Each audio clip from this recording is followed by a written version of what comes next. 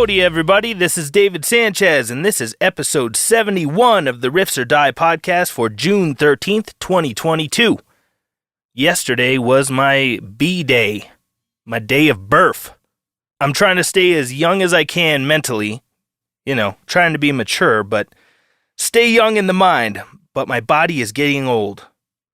There's no stopping it. Time marches on mercilessly. Now, I've been gone for a little bit.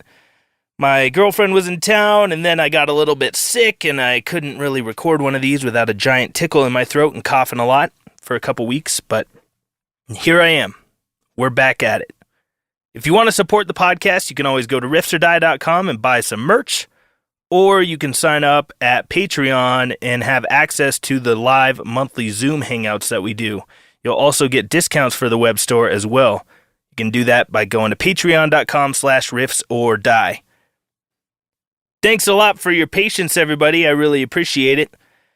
I am now 34 years young. That joke never gets old. Get it? Ba-doops. Well, what's been going on over the last month or so? Been to a lot of concerts. I'm currently working on some audio projects for some drum videos for a couple bands that are going to be coming out soon. I will announce which bands those are as they are released. But I'm stoked that I got to work on them and, build my resume out a little bit more. In a couple weeks, I'll be going to upstate New York to work on the new La Special record.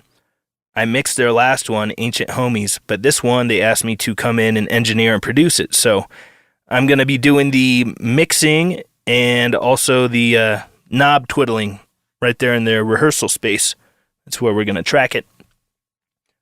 So one thing I got to do before I head out is inventory all the mics that I can take out there, some DIs, pedals, little adapters and doodads, all kind of doohickeys and thingamajiggers.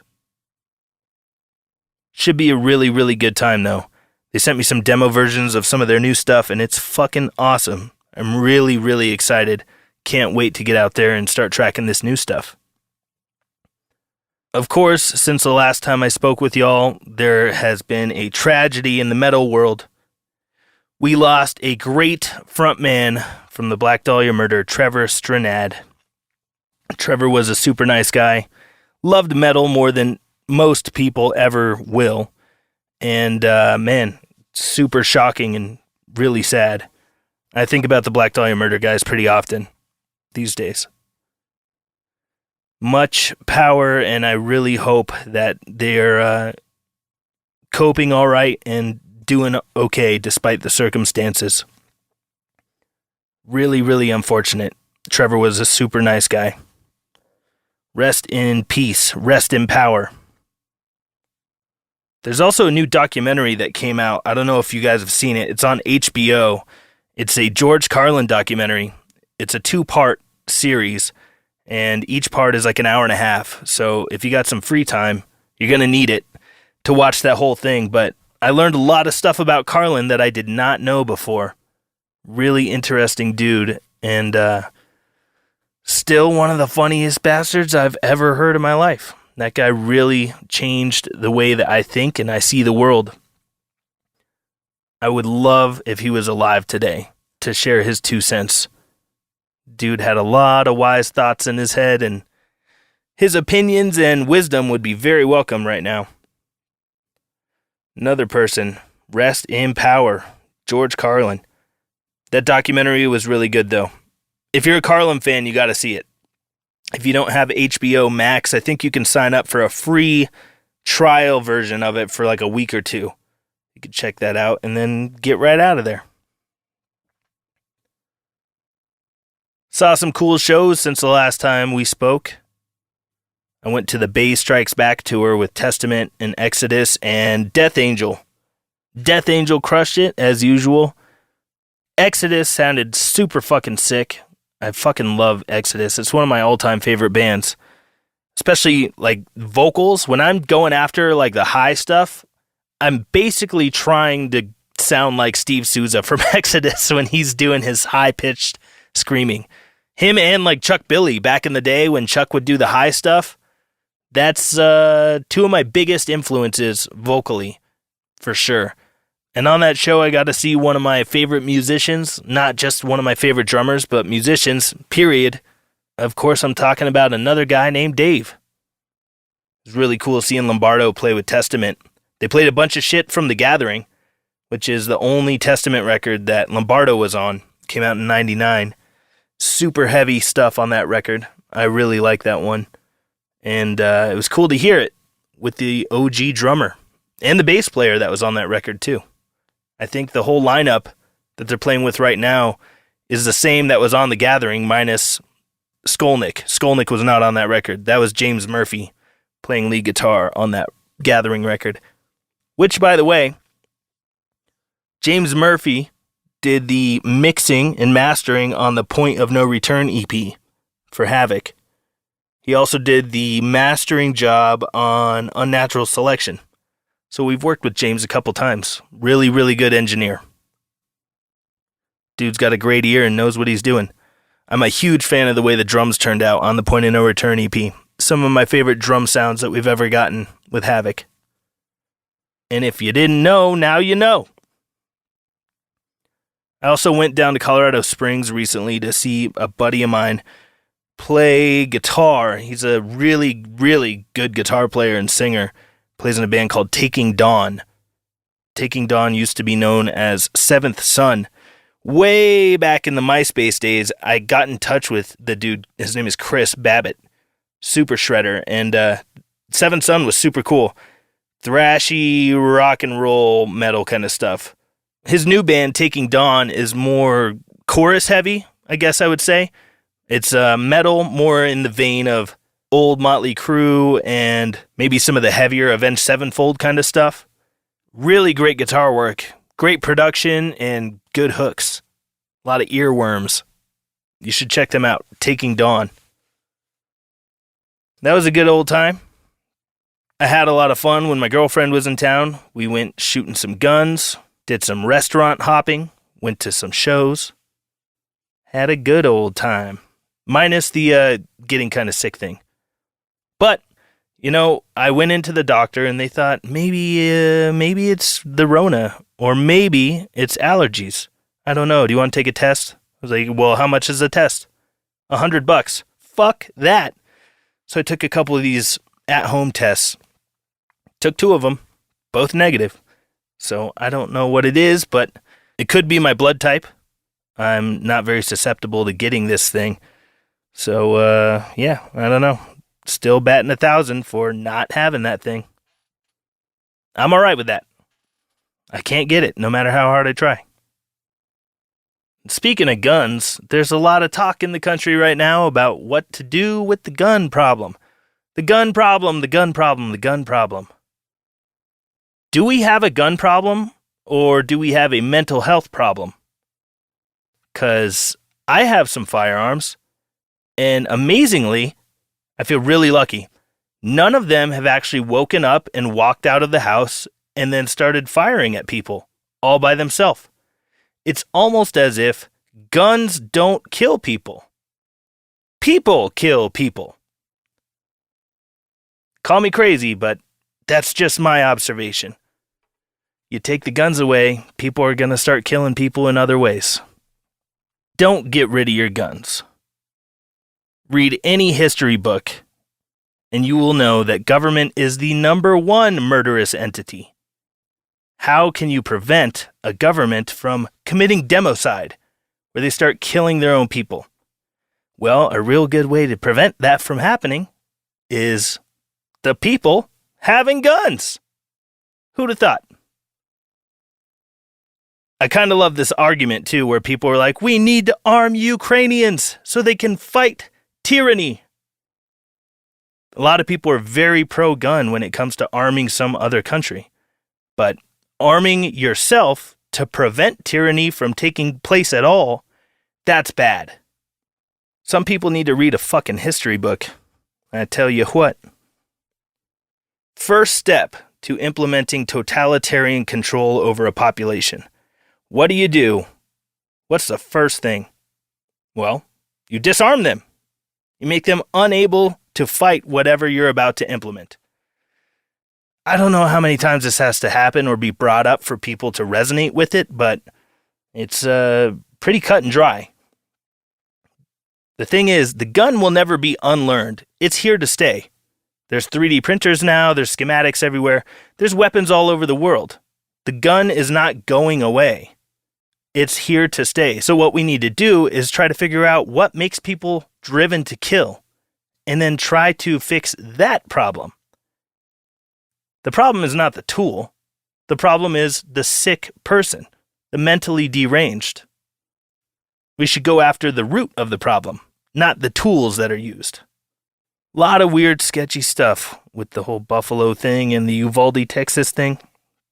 A lot of weird, strange happenings in regards to how law enforcement reacted to the situations.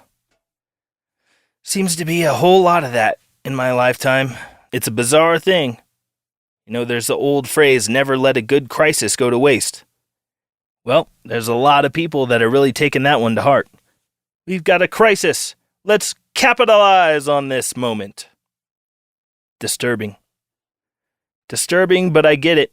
If you're a psycho that wants more control, a crisis is a good excuse to start gaining more control. It's grotesque, but it's the way the world is. This world is extremely beautiful and extremely disturbing in many ways. Try to focus on the good stuff, though. That yields a lot more pleasure. Speaking of pleasure, fucking love that band. Today I was jamming to the bass line of their song called Glide. I posted a short clip of it on my Instagram, and it's really fucking hard to hit this really fast lick at the end of the phrase, and then you got to get all the way up to the 12th fret and do this weird chord. It's really, really hard to do it. Someday, I'm going to have that thing down. Someday I'll master that. But if you want to check it out, go on my Instagram or my Facebook. My Facebook is actually hard to find on purpose, but on Instagram, it's just at David_Havoc. I've got a backup account in case my main one ever gets torched, which is very likely, considering the censorship that we see today, but it's there for now, David_Havoc, if you want to check out that video. So I've been getting my mixing skills kind of up to snuff, trying to get some things going and, get some practice under my belt before I go and do this special record. Watching a lot of videos from experts, mixing engineers and producers that I really admire, watching their stuff and, asking questions. Ask questions, do some research. It's not that hard. You got a supercomputer in your pocket. The world is your burrito. We live in this time where you have access to so much information, it's kind of astounding. Even college and stuff nowadays, I'm not sure how necessary it is.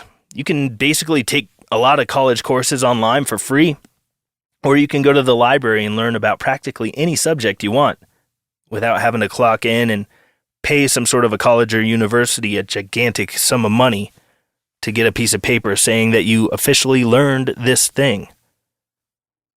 Libraries are great. Libraries are amazing.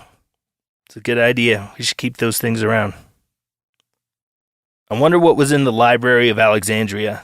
It got burned down a long, long, long time ago, over 1,000 years ago. But that thing got torched, and I wonder what was in there. Maybe the blueprints to the pyramids were in there. So much human history was lost when the Library of Alexandria was burned.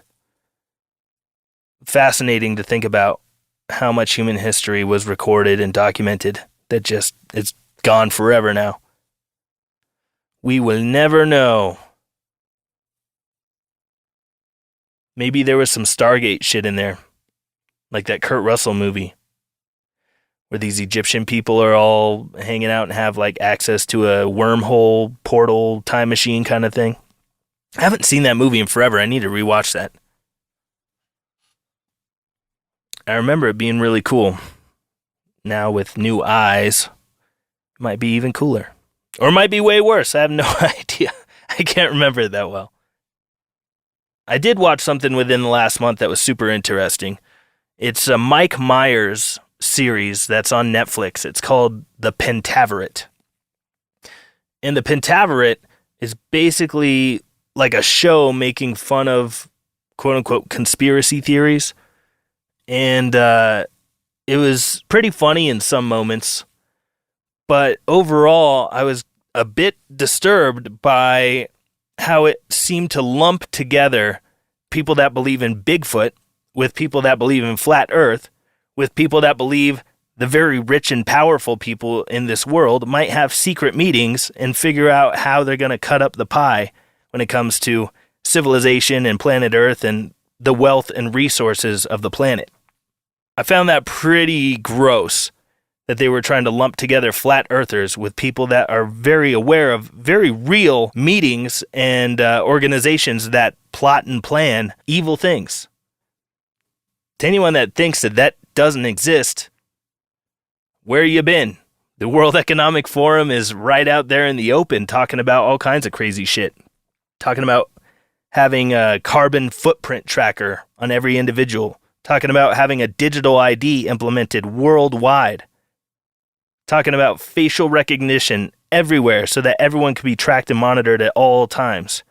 In even more detail and more depth than what we already have. Come on, we know that the NSA listens to our phones. We know that they spy on us. We know that all this stuff is real. But then a lot of people just roll their eyes and shrug their shoulders like, yeah, whatever, it's not a big deal. Kind of is a big deal. And the weird thing is, they're getting more and more brazen with it. They're getting more into everyone's personal stuff. They're getting more data collected on everybody. They're getting into people's private business a lot more than they ever were in the past. And this is all provable, factual information. This is not a conspiracy theory. This is real. I mean, why is Edward Snowden on the run? Because he exposed what the NSA was doing with your tax dollars, using your tax dollars to spy on you. That's the only reason Edward Snowden can't come back to the U.S. right now. They want his head on a stake for exposing the government doing illegal things that if you or I were doing, we would be going to prison. When the government does it, it's okay. And it's a crime to blow the whistle on it. But if we do it, you're getting locked up, buddy. Pentaverate, though. Watched a couple episodes and I was like, oh man, I don't know if I want to keep watching this. But there was only like 6 episodes, so I saw it through. But very, very interesting. Again, some of it was really funny. I enjoyed a lot of it, but the overarching kind of story is to kind of make fun of people that question authority, make fun of people that think there are nefarious things happening behind the scenes, are whack jobs. And unfortunately, I think a lot of people, normies as we could call them, will see that stuff and say like, oh yeah, these people that think the World Economic Forum is trying to rule the world and there's a lot of corruption in the world. They're stupid, just like flat earthers and Bigfoot believers. They lumped it all together, and it was rubbed me the wrong way, big time.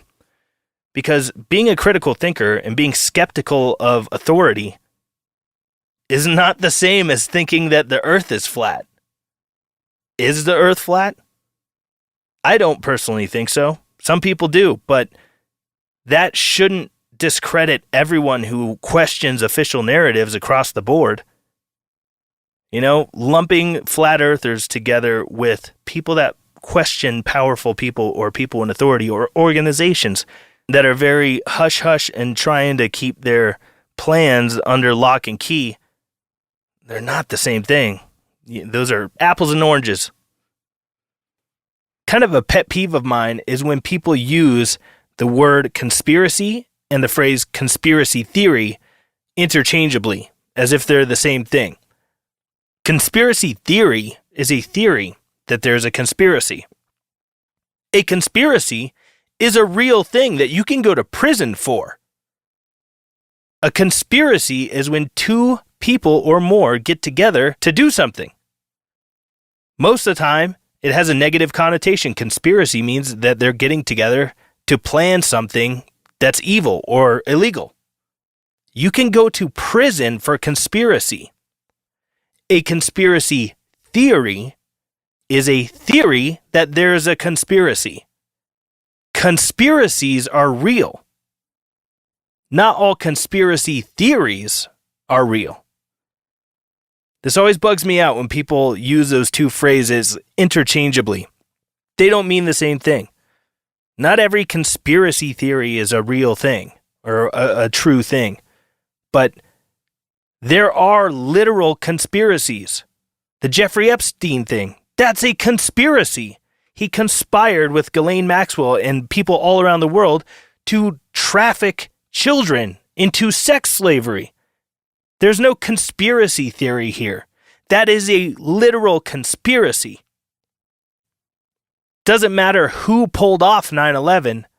The fact that it was pulled off at all, there is a conspiracy there. People conspired to make that stuff happen. The fact that America exists at all was based on, you guessed it, a conspiracy. People conspired to overthrow the government. So let's use these words, let's use this English language in the way that we all agree these words have some sort of meaning. Conspiracy and conspiracy theory do not mean the same thing. Now, this is not a perfect example, but just to drive the point home, riddle me this. Is there a difference between a coat and a coat rack? Or are those the same thing? Is there a difference between a guitar and a guitar string? If you think so, then let's all come to reality here and agree on the language we're using. And we have to recognize that conspiracy does not mean conspiracy theory. Could go on and on all day with the examples. There's a big difference between a chicken and a chicken coop. There's a marked difference between barf and a barf bag.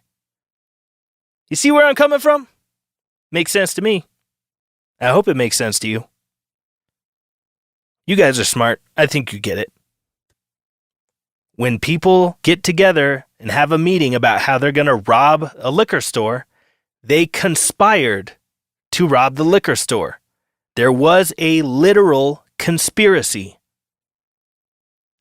Now, if there's two guys that went into a liquor store at the exact same time, independently of each other, and they didn't know each other at all, and they both went in and tried to rob the liquor store at the exact same time, well, that wasn't a conspiracy, but there could be a conspiracy theory that they did conspire. There could be a theory that there was a conspiracy between these two people that robbed the liquor store. We really need to get that straight. Kind of bugs me when people use those two phrases interchangeably because they both have totally separate meanings. But enough with my conspiracy versus conspiracy theory rant. Anyway, all I know is that the quote-unquote conspiracy theorists have been very correct a lot in the last couple of years, so who would I place my bet on who's telling me the truth? Someone that thinks people do conspire to do bad things, or someone that thinks that never, ever, ever, ever happens? I'd put my money on the person that's a skeptic. Shit, even UFOs. 20 years ago, you'd be called crazy for thinking that UFOs might be real or the government is hiding information about special spacecrafts or aircrafts that defy the laws of gravity. And nowadays, you got people talking about it openly. The Pentagon's talked about it. The news is all talking about it. Michio Kaku is going on Rogan talking about it. This is now like mainstream, regular stuff. That UFOs are real and we don't know where they came from and they defy the laws of physics that we know of. That's pretty interesting. That has come out now and become normalized, but there's no apology. There's no looking back in the mirror and going, hey, maybe all these quote unquote kooky whack job crazy people were correct. There's none of that. No apologies. Just forward, forward, forward. hardly ever does someone look back and go, you know what? That person was right. We're going to see a whole lot of that same kind of stuff when it comes to what people have been saying for a couple years now about lockdowns and reactions to some of the issues that we've faced over the last couple years. I don't think there's going to be a lot of apologies in order. I think it'll just be, this is how it is. Yeah, but what about the people that were saying this years ago? Whatever. It's just, we know more now. No accountability. But what can you expect from government and giant corporations and the like? No accountability. It's what they're used to. Gotta love it. I was thinking the other day that we live on an alien planet. To someone else, Earth is a totally alien planet. To someone else that might be out there somewhere in our galaxy, somewhere in the universe, there could be sentient beings that are possibly way smarter than us. And this is an alien planet. Can you imagine landing on planet Earth and having never seen anything that exists here before? Imagine how incredible and totally awe-inspiring and miraculous this place would appear. Like seeing a dog would be mind-blowing. Seeing a bird would be mind-blowing. Trees, mountains, plants, fungi, clouds, snow, volcanoes, fish, octopuses, giraffes. And that's just the natural world.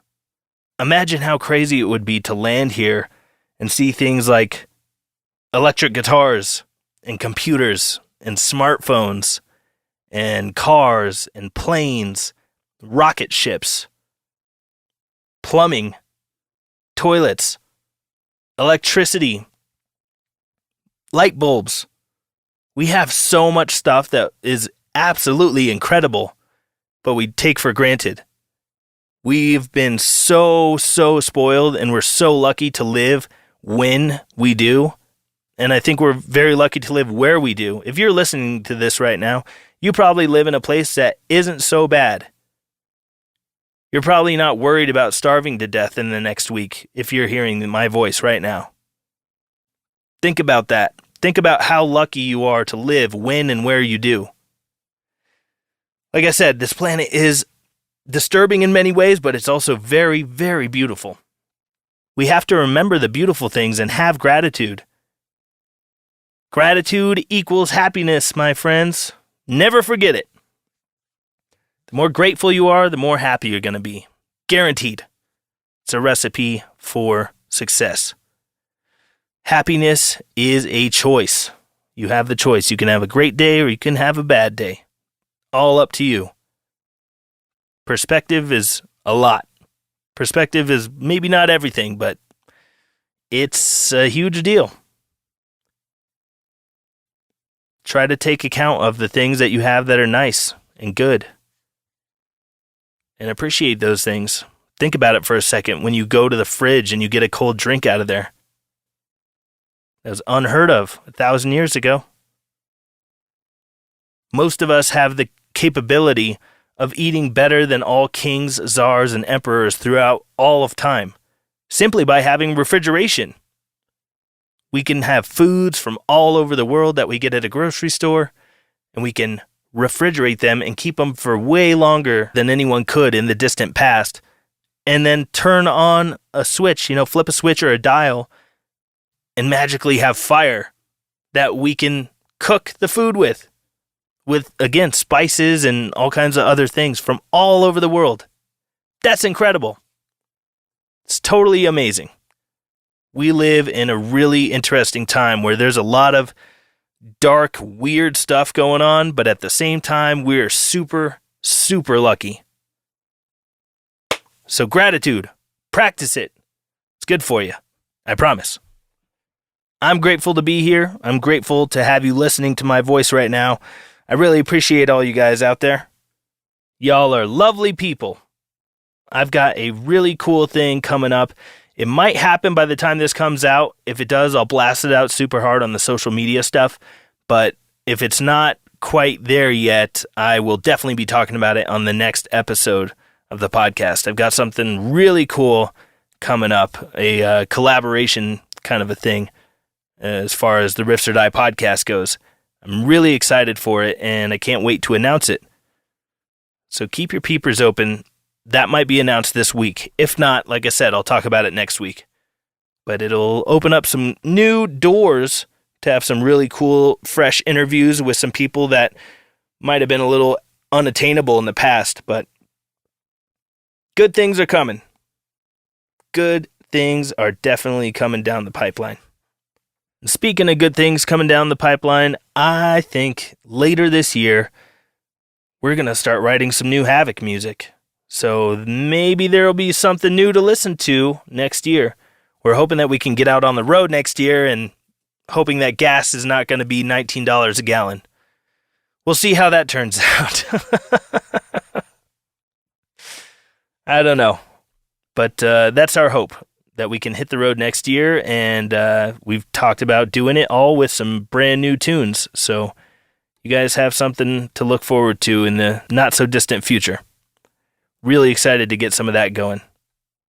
I'll keep you all posted on the progress with that. It'll be a little bit until we start getting the writing gears moving again. I got to do this little special record and get that mixed.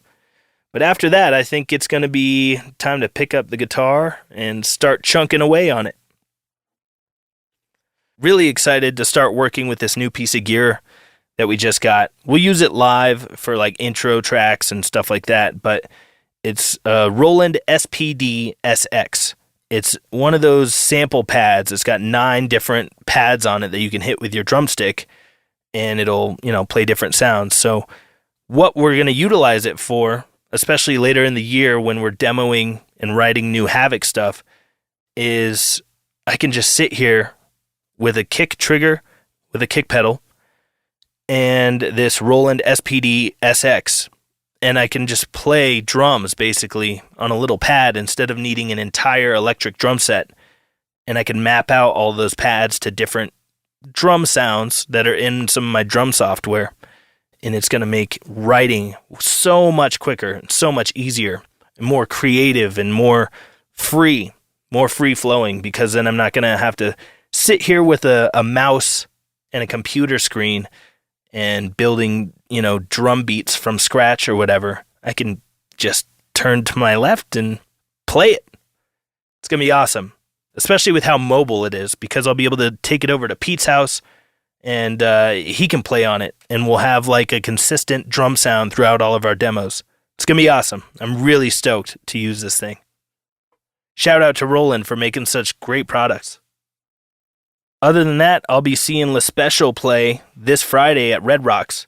They're opening for Humphreys McGee, and Humphreys McGee is, for those who don't know, an American jam band, but they're pretty heavy. Out of all the jam bands, they are easily the heaviest one. They seem to all be metalheads that, get lumped into the jam band scene. But man, I've seen them live a few times, and sometimes they bust out some super heavy shit. They're a rad band, and they could sell out Red Rocks 3 nights in a row. Red Rocks holds like 10,000 people, and Humphreys is able to consistently, every summer, sell it out 3 nights in a row. So Le Special is opening for Humphreys McGee on Friday, and I cannot wait to go see them at Red Rocks. It's going to be something special. It'll be something to behold. I'll give you guys an update on how that went when I talk to you all again. Should be a blast. I hope that you all are doing well. I hope that you're going to continue to do well until we meet again, my friends.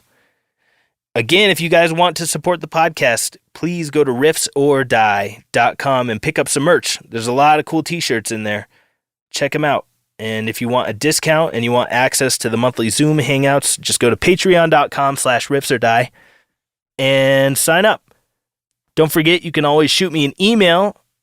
I will be reading some emails on the podcast this month.